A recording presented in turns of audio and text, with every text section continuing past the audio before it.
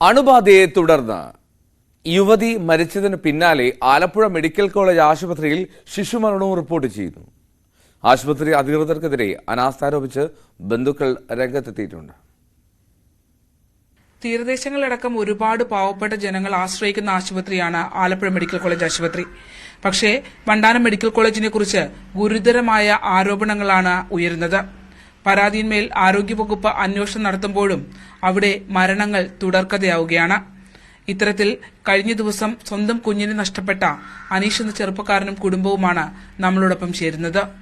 ആദ്യത്തെ കുട്ടിയായിരുന്നു. കുട്ടീനെ നമ്മൾ 7.5 മാസ സമയത്താണ് കുഞ്ഞ് പ്രസവിക്കുകയുണ്ടായത്. എന്തായിരുന്നു പ്രസവം? ഇന്നിപ്പോൾ 5-ാം ദിവസമായി പ്രസവിച്ചിട്ട്, 5 ദിവസമായി. ഈ പ്രസവ സമയത്ത് കുഞ്ഞ് കോംപ്ലിക്കേഷനാണ്. 7.5 മാസമായുള്ളൂ, വളർച്ചയില്ല. നമുക്ക് അത്യാവശ്യമായിട്ട് ചിലപ്പോൾ സിസേറിയൻ ചെയ്യേണ്ടി വരും എന്നൊക്കെ പറഞ്ഞ് നമ്മളെ കൊണ്ട് ഒപ്പിട്ട് സൈൻ ചെയ്തൊക്കെ വാങ്ങിച്ചിരുന്നു. അതായത് ഈ 7.5 മാസത്തിലെ പ്രസവം എന്നുള്ള രീതിയിലാണ് പറഞ്ഞല്ലേ, പ്രീമച്യൂർ ആണെന്നുള്ള ഇതിലല്ലേ പറഞ്ഞത്? അതെ അതെ അതെ അതെ. പ്രസവശേഷം കുട്ടിക്ക് എങ്ങനെയായിരുന്നു സാഹചര്യം? എത്ര വെയിറ്റ് ഒക്കെ ഉണ്ടായിരുന്നു? കുഞ്ഞിന് 200 വെയിറ്റ് ഉണ്ടായിരുന്നു.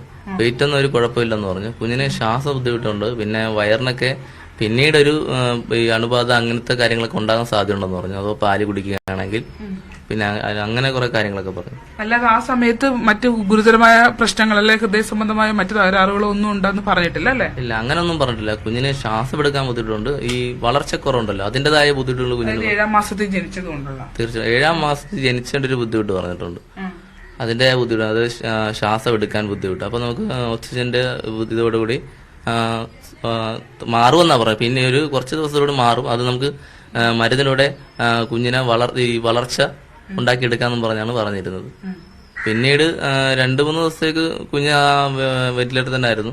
പിന്നെ അത് കഴിഞ്ഞിട്ട് പിന്നെ ശ്വാസം എടുക്കാൻ പറ്റുന്നത് കൊണ്ട് ഇത് കുറച്ചുണ്ട്, ഓക്സിജന്റെ പവർ കുറച്ചുണ്ട്, കുഞ്ഞിന്റെ ശ്വാസം എടുക്കാൻ പറ്റുമെന്നവർ പറഞ്ഞു. എടുത്തെടുത്ത് ഇന്നലെ രാത്രിയോടെ അവര് പറഞ്ഞ് ഇത് മാറ്റാൻ നമുക്ക് കുഴപ്പമില്ല. പിന്നെ കുഞ്ഞിന് വയറ്റിൽ നിന്ന് പോകുന്നൊരു ബുദ്ധിമുട്ട് അവർ പറഞ്ഞിരുന്നു. വയറ് വീർത്തിരിക്കുന്നു, അത് ഒരു ബുദ്ധിമുട്ടാണെന്ന് പറഞ്ഞായിരുന്നു. പിന്നീട് കുഞ്ഞ് വയറ്റിൽ നിന്ന് പോവുകയും ചെയ്തു. പോയപ്പോൾ ഒരു പച്ച കളറെന്ന് പറഞ്ഞു.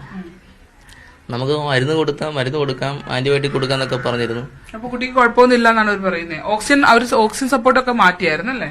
അതെ, മാറ്റിയായിരുന്നു. അപ്പൊ എന്തൊക്കെ പറഞ്ഞ ഇമ്പ്രൂവ്മെന്റ് ഉണ്ട്, നല്ല ഇമ്പ്രൂവ്മെന്റ്. കുഞ്ഞിന് ശ്വാസം എടുക്കാൻ പറ്റുന്നുണ്ടല്ലോ, അതൊരു മെയിൻ ഇഷ്യൂസ് ആയിരുന്നു. അത് മാറിക്കഴിഞ്ഞപ്പോഴേക്കും നമ്മൾ സന്തോഷിച്ചു. കുഞ്ഞിന് ഇമ്പ്രൂവ്മെന്റ് ഉണ്ടല്ലോ, മാറ്റം ഉണ്ടാക്കണമെന്ന് പറഞ്ഞു. അങ്ങനെ എക്സ്റേ എടുക്കാന്നൊക്കെ പറഞ്ഞായിരുന്നു. പിന്നീട് ഒരു 1-2 മണിക്കൂർ മുമ്പ് എന്നോട് രക്തസ്രാവം ഉണ്ടായെന്ന് പറഞ്ഞു. കുഞ്ഞിന് ഛർദിലുണ്ടായി, ബ്ലഡ് ഹോട്ടായിക്കൊണ്ടിരിക്കുകയാണ്, എന്തും സംഭവിക്കാന്നൊക്കെ എന്റെയൊക്കെ പറഞ്ഞു. പിന്നീട് വീണ്ടും ഓക്സിജൻ വെച്ചു. അതായത് ഈ ഓക്സിജൻ സപ്പോർട്ട് കൊടുക്കുന്ന ട്യൂബ് ആശുപത്രിയിൽ അവൈലബിൾ അല്ലായിരുന്നു?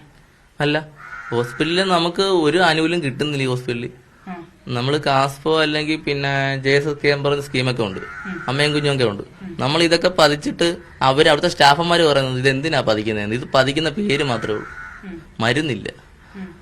14 സംതിങ് ആണ് ഈ മരുന്നിന്റെ വില, ഈ ട്യൂബിന്റെ വില. ഈ ട്യൂബ് എന്ന് വെച്ചാൽ നമ്മൾ പാവപ്പെട്ടവരാണ്, മത്സ്യത്തൊഴിലാളിയാണ്. എനിക്കിതൊന്നും പെട്ടെന്ന് പറഞ്ഞ് ഇന്ന് ട്യൂബ് വാങ്ങിക്കണം എന്നൊക്കെ പറഞ്ഞാൽ നമ്മളെ കൊണ്ട് പറ്റത്തില്ല. അവര് പറഞ്ഞത് ട്യൂബ് തന്നെയല്ല, ഈ വെന്റിലേറ്റർ കിടക്കുന്ന സമയത്ത് ഒരുപാട് മരുന്നുകൾ വേണം, 3000-4000 മെഡിസിനുകൾ വേണമെന്ന് പറഞ്ഞു. അത് ചെയ്ത് തുടങ്ങിയില്ല, ഇത് കഴിയുമ്പോൾ ചെയ്തു തുടങ്ങുമ്പോഴേക്കാണ് ഈ മരുന്നുകൾ വേണമെന്ന് പറയുന്നത്. ചെയ്ത് തുടങ്ങുമ്പോൾ തന്നെ നമ്മുടെ കുഞ്ഞ് പോയി. പിന്നെ ട്യൂബിന്റെ കാര്യം, ട്യൂബ് അത്യാവശ്യമായിട്ട് വാങ്ങിച്ചു കൊടുത്തേ പറ്റത്തുള്ളൂ. ഒരു ട്യൂബ് എടുത്ത് നമുക്ക് സ്റ്റെബിലൈസ് ചെയ്ത് പിന്നെ മാറ്റി ഉപയോഗിക്കാന്നാ പറയുന്നത്. ട്യൂബ് കമ്പനി ET എന്നാ പറയുന്നത്. കമ്പനി പോയിട്ട് വീണ്ടും പുതിയ മോഡൽ ട്യൂബ് ക്ലീൻ ചെയ്ത് ഉപയോഗിക്കാന്ന് അവർ പറയുന്നത്. അതൊക്കെ എത്രത്തോളം നല്ലതാണെന്ന് നമുക്കൊന്നും ഉറപ്പില്ല. നമ്മുടെ കുഞ്ഞിന്റെ കാര്യത്തിൽ റിസ്ക് എടുക്കാതെ നമുക്ക് പണമില്ല, എന്നാലും നമുക്ക് എന്തെങ്കിലും ചെയ്ത് വാങ്ങിക്കാം എന്ന് ഞങ്ങൾ ഇരിക്കുമായിരുന്നു. ഇതുപോലെ തന്നെ 3 പേഷ്യന്റ് എന്റെ കൂടെ ഉണ്ടായിരുന്നു. അവരും ഇത് കയറി സൂപ്രണ്ട് ഓഫീസിൽ കയറി പറയുകയും സൂപ്രണ്ട് പറയുന്നത്, നിങ്ങൾ പറഞ്ഞോ നിങ്ങൾക്ക് ഈ പറഞ്ഞ ഇതിൽ സൗജന്യമായിട്ട് ചികിത്സാ സഹായം കിട്ടുന്നില്ല എന്ന് സൂപ്രണ്ടിനെ അറിയിച്ചു. സൂപ്രണ്ട് റൂമിൽ കയറി ഞങ്ങൾ സംസാരിച്ചു, PR കണ്ടു, സൂപ്രണ്ടൊക്കെ സംസാരിച്ചു. സൂപ്രണ്ട് പറയുന്നത് ഇവിടെ ഇതിനൊന്നും ഫണ്ടില്ല, ഈ കമ്പനികൾക്കെല്ലാം ട്യൂബൊക്കെ വരുന്ന കമ്പനികൾക്കെല്ലാം 1.5 കോടി രൂപ കൊടുക്കണമെന്ന് പറയുന്നു. ഇതിനൊക്കെ ഫണ്ട് എവിടുന്നാണ്? ഇത് 95% മറ്റേ BPLകാരുടെ ആശുപത്രി, ഇവിടെ വരുമാനങ്ങളൊന്നുമില്ല, സർക്കാർ സഹായങ്ങളൊന്നുമില്ല എന്നാണ് അവർ പറയുന്നത്. ട്യൂബ് നമ്മൾ പുറത്തുനിന്ന് വരുത്തുന്നപ്പോൾ അവർ പറഞ്ഞു, കമ്പനി പറഞ്ഞു 14 സംതിങ് ഉണ്ട്. അത് നിങ്ങൾക്ക് ഡോക്ടർ പറഞ്ഞു നിങ്ങൾക്കിത് നേരത്തെ ഞങ്ങൾക്ക് ഇത് കിട്ടിക്കൊണ്ടിരുന്നതാണ്, പേഷ്യന്റ് ഇത് പതിക്കാൻ നേരത്ത് കാസ് പതിക്കുമ്പോഴേക്കും അത് കിട്ടിക്കൊണ്ടിരുന്നതാണ്. ഇത് കുറച്ച് കാലങ്ങളായി കിട്ടാനില്ല. പാവപ്പെട്ടവർക്ക് ഇത് കിട്ടിക്കൊണ്ടിരുന്നേ സഹായങ്ങൾ BPL വഴി അല്ലെങ്കിൽ കാസ് വഴിയൊക്കെ കിട്ടിക്കൊണ്ടിരുന്നേ. ഇതൊക്കെ ഇപ്പൊ പേരിന് മാത്രമായിക്കൊണ്ടിരിക്കുക. ഇന്നലെ ചെന്നപ്പോൾ ലോക്കൽ പർച്ചേസ് ഉണ്ട് BPL വഴി. അത് ഞാൻ അതിന് ചെന്നപ്പോഴേക്കും അവർ പറഞ്ഞു അത് നിർത്തലാക്കിയെന്ന്. അവസാനം അതേ ഉള്ളായിരുന്നു, അതൊന്നും ഫണ്ടില്ല. എല്ലാവരും അങ്ങോട്ടും ഇങ്ങോട്ടും കൈമെടുത്തു. സാർ ഞങ്ങൾ എന്ത് ചെയ്യും, ഞങ്ങൾക്ക് ശമ്പളം പോലും കിട്ടുന്നില്ലെന്ന് പറയുന്നു. ഇങ്ങനെയാണ് ഈ ഹോസ്പിറ്റലിന്റെ അവസ്ഥ. ഇതേ സമയത്ത് തന്നെ മറ്റു 2 കുട്ടികൾ വന്നപ്പോൾ ഈ ട്യൂബ് റിമൂവ് ചെയ്ത് നിങ്ങൾ സംശയിക്കുന്നുണ്ടോ? ഉണ്ടായിരിക്കാം. അവർ പറയുന്നത് ഈ ട്യൂബ് ഇനി അടുത്ത കുഞ്ഞ് വരുമ്പോൾ ഒരു 3 പിള്ളേരുള്ളൊരു ചേച്ചിയുണ്ട്. ചേച്ചി പ്രസവിച്ചു കഴിഞ്ഞാൽ ചിലപ്പോൾ 3 പിള്ളേർക്കും വെക്കേണ്ടതായിട്ട് വരും. എന്നോടും വേറൊരു പേഷ്യന്റും പറഞ്ഞാൽ ചിലപ്പോൾ നിങ്ങൾ വാങ്ങിച്ചു കൊടുത്തില്ലെങ്കിൽ അതൊരു ബുദ്ധിമുട്ടായിരിക്കും. അതുകൊണ്ട് എനിക്ക് എന്റെ കുഞ്ഞിന്റെ കാര്യം ചിലപ്പോൾ അതിൽ നടന്നു കാണും, പ്രസവം നടന്നു കാണും. ചിലപ്പോൾ ഈ ട്യൂബ് ഊരി അവ കൊച്ചിന് വെച്ച് കാണും. നിങ്ങൾ അങ്ങനെ സംശയിക്കുന്നുണ്ടോ? അതായത് നിങ്ങളോട് അധികൃതർ കുട്ടിക്ക് ഓക്സിജൻ സപ്പോർട്ട് ഇപ്പൊ ആവശ്യമില്ല എന്ന് കള്ളം പറഞ്ഞാൽ നിങ്ങൾ സംശയിക്കുന്നുണ്ടോ? സംശയിക്കണ്ടിരിക്കുന്നു. കാരണം നമ്മള് കുഞ്ഞിന് ഓക്സിജൻ മാറ്റിയിട്ട് കുഴപ്പമില്ലെന്ന് പറഞ്ഞിട്ട് പിന്നീടൊരു സമയത്ത് വന്നിട്ട് പറയുന്നു കുഞ്ഞിന് ഛർദിലുണ്ട്, രക്തസ്രാവം ഉണ്ടായി, ബ്ലഡ് ഹോട്ടാണ്, കുഞ്ഞിനെ നമുക്ക് മാക്സിമം ട്രൈ ചെയ്യാൻ പറ്റത്തുള്ളൂ എന്ന് പറയുന്നു. ഇങ്ങനെയൊക്കെ പറഞ്ഞ ശേഷം ഒരു രാത്രി 1:30 പറഞ്ഞ് കുഞ്ഞ് ഡെഡായെന്ന് പറഞ്ഞു. പിന്നെ നമുക്ക് അതിനെക്കുറിച്ച് പിന്നീട് ഞാൻ ഒന്നും ചിന്തിച്ചില്ല. നമ്മൾ ആദ്യമായിട്ട് ജനിച്ചൊരു കുഞ്ഞ്, അതിനൊന്ന് കയ്യിലെടുക്കാൻ പോലും പറ്റിയിട്ടില്ല. പിന്നെ എനിക്ക് എൻ്റെ കുഞ്ഞിനെ മരിച്ച ശരീരമായിട്ട് എൻ്റെ കുഞ്ഞിനെ കയ്യിൽ കിട്ടുന്നത്, ഒന്നും ചെയ്യാൻ പറ്റിയില്ല. ഇതുപോലത്തെ നിസ്സഹായരായ കുറെ പേരൻസ് അവിടെ ഉണ്ടോ? തീർച്ചയായിട്ടും.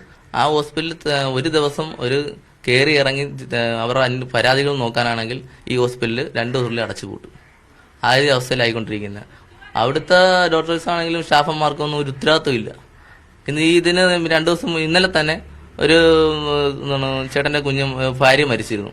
അതും ഇത് കണക്ക് തന്നെ ആയിരുന്നു. കുഴപ്പമില്ല, വാറിലോട്ട് മാറ്റുന്നൊക്കെ പറഞ്ഞിട്ട് 3 ദിവസം കഴിഞ്ഞപ്പോൾ ഇൻഫെക്ഷനായി. അത് മരിച്ച ശേഷം വെന്റിലേറ്റർ വെച്ചിരിക്കുമായിരുന്നു, രോഗിയെ അറിയിച്ചില്ല. 2 ദിവസം കഴിഞ്ഞാണ് 2-3 ദിവസം രോഗി അറിയുന്നത്. അല്ല, അപ്പൊ ഞാൻ ചോദിക്കുന്നത് അവിടുത്തെ പരിമിതമായ സാഹചര്യങ്ങൾ കൊണ്ടാണോ ഈ ഒരു മരണത്തിലേക്ക് കാര്യങ്ങൾ പോകുന്നത്? അവിടുത്തെ എന്ന് വെച്ചാൽ അവിടുത്തെ അനാസ്ഥ. സ്റ്റാഫന്മാർക്കാണെങ്കിലും ഡോക്ടേഴ്സിനൊന്നും ഒരു ഉത്തരവാദിത്തമില്ല. ഇത് സർക്കാർ ആശുപത്രിയാണ്. വരുന്നവരും പോകുന്നതെല്ലാം അതിന്റെ രീതിയിൽ പോയിക്കൊണ്ടിരിക്കുകയാണ്.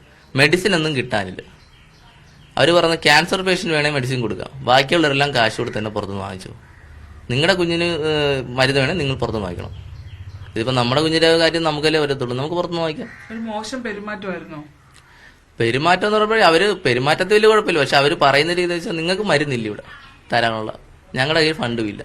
നിങ്ങൾ ഏതൊക്കെ കാര്യങ്ങളിൽ യോഗ്യരായിട്ടുള്ള ആളുകളായിരുന്നു? അതായത് അവിടുത്തെ സൗജന്യ ചികിത്സയിൽ ഞങ്ങൾ BPL കാർഡായിരുന്നു. BPL കാർഡ് എന്ന് പറയുമ്പോൾ നമുക്ക് JSK പിന്നെ കാസ്പ് ഇങ്ങനത്തെ കാര്യങ്ങളെല്ലാം നമുക്ക് കിട്ടണം. അതൊന്നും കിട്ടിയിട്ടില്ല. ഇല്ല, കിട്ടിയിട്ടുണ്ട് 1-2 മെഡിസിൻ, അതായത് ബ്ലഡ് ബാങ്കിലേക്കും ആലത്തൂരിലേക്കും നമുക്ക് ചെക്കിങ് ഇത് എന്തോ പരിശോധന ഫലം അതൊക്കെ നമുക്ക് ഫ്രീ ആയിട്ട് കിട്ടുന്നുണ്ട്. തീർച്ചയായിട്ടും. അല്ലാതെ അവിടെ ഒന്നുമില്ല. അവര് പറയുന്നത് 200-300 മരുന്ന്, മാക്സിമം 500 രൂപ മരുന്ന്. അത് കിട്ടിയാ കിട്ടി, ബാക്കി എല്ലാം പുറത്തോട്ട് എഴുതി തരുക. പുറത്തുനിന്ന് തന്നെ ഇപ്പൊ കുഞ്ഞിനൊരു പൊടി വേണമെന്ന് പറഞ്ഞു, അത് 750 രൂപ. അതെനിക്ക് ഇതിന്റെ കിട്ടേണ്ടതാ BPL കാർഡിൽ. അത് അവിടെ ഇല്ല, അതവിടെ ഇല്ല. ഞാൻ കാരുണ്യ തിരക്കി വില കുറച്ച് കിട്ടുമെന്ന് പറഞ്ഞു, അവിടെ അതും ഇല്ല. അതെന്ന് വെച്ചാൽ വലിയ വലിയ മെഡിസിനുകളും വില കൂടിയ മെഡിസിനുകളും എല്ലാം ഇവര് എനിക്ക് തോന്നുന്നു വലിയ കമ്പനികളോട്ട് ഒരു അയ്യപ്പാണോന്ന് അറിയില്ല, എല്ലാം പുറത്തുനിന്നാ പറയുന്നത്. ശരിക്കും പറഞ്ഞാൽ ഒരു പ്രഹസനമാണല്ലേ അത്. ഒരു വളരെ ചെറിയ ടെസ്റ്റുകളും മരുന്നുകളും മാത്രം ആളുകൾക്ക് കൊടുക്കുന്നു പറഞ്ഞിട്ട് സൗജന്യമാണെന്ന് എല്ലാം പറയുകയും ചെയ്യുന്നുണ്ട് അല്ലേ? പേരിന് മാത്രമാണ് സർക്കാർ ആശുപത്രി, ബാക്കിയെല്ലാം പ്രൈവറ്റ് ആശുപത്രി കണക്കാം. മരുന്നെല്ലാം പുറത്ത് വാങ്ങിച്ചു കൊടുക്കുക. നമുക്ക് കിടക്കുന്ന റൂമും പിന്നെ ബാക്കി എല്ലാ സൗകര്യങ്ങളും ഫ്രീ, മരുന്നെല്ലാം നമ്മൾ പുറത്തുനിന്ന്. ഇതിലും നല്ലത് നമ്മൾ പ്രൈവറ്റ് ഹോസ്പിറ്റലിൽ പോണതാണ്, നമ്മുടെ കുഞ്ഞിന് സേഫ്റ്റി. ചിലപ്പോൾ ഒരു വിഷയം ഞാൻ പോയിരുന്ന എൻ്റെ കുഞ്ഞിന് രക്ഷപ്പെട്ടേനും. ഇത്രയും ഫണ്ട് തന്നെ അവിടെ കൊടുക്കുക. ഈ മരുന്നൊക്കെ ഈ പുറത്തുനിന്ന് വാങ്ങിക്കണമെന്ന് പറഞ്ഞാൽ പിന്നെ നമുക്ക് അവിടെ പോയാൽ പോരെ. അവിടുത്തെ റൂമിന്റെ വാടക മാത്രമേ നമുക്ക് വരത്തുള്ളായിരിക്കും ചിലപ്പോൾ, ഹോസ്പിറ്റലിന്റെ ചിലവ്. ബാക്കിയെല്ലാം നമ്മൾ പുറത്തുനിന്ന് വാങ്ങിക്കല്ലേ പോയി. ഇതൊന്നും ഇവിടെ കിടക്കുന്നു, അവിടെ നമ്മൾ പുറത്തുനിന്ന് മരുന്ന് വാങ്ങിക്കുന്നു. രണ്ടുപേരും വ്യത്യാസമില്ല. പ്രൈവറ്റ് ഹോസ്പിറ്റൽ തന്നെ പൈസ ഇല്ലാണ്ട് നിൽക്കുന്ന ആളുകൾ കൂടെ ഉണ്ടോ അവിടെ? തീർച്ചയായിട്ടും. എന്നെ പോലെ തന്നെ ഒരു ചേട്ടൻ ഉണ്ടായിരുന്നു. ചേട്ടൻ പറഞ്ഞത് ഞാൻ എന്ത് ചെയ്യും, എനിക്ക് ആണെങ്കിൽ മൂത്തത് പെങ്കൊച്ചായിരുന്നു, ഇളയത് പെൺകുട്ടിയാണ്, ഞാൻ മൊത്തം കടത്തി നിൽക്കുക. ഇവര് പറയുന്നത് 15,000 രൂപ മരുന്നൊക്കെ വാങ്ങിക്കണം, ഞാൻ ആരോടെ എന്ന് പറയും. പുള്ളി പറഞ്ഞ് ഞാൻ വാങ്ങിച്ചു കൊടുക്കത്തില്ല, എന്തെങ്കിലും സംഭവിച്ചാൽ ഇവരുടെ പേര് പരാതി കൊടുക്കുമെന്ന് പറയുക പുള്ളി. ശരണ്യാണ് ബന്ധുക്കളുടെ പരാതിയിൽ അതിൽ വിവരങ്ങൾ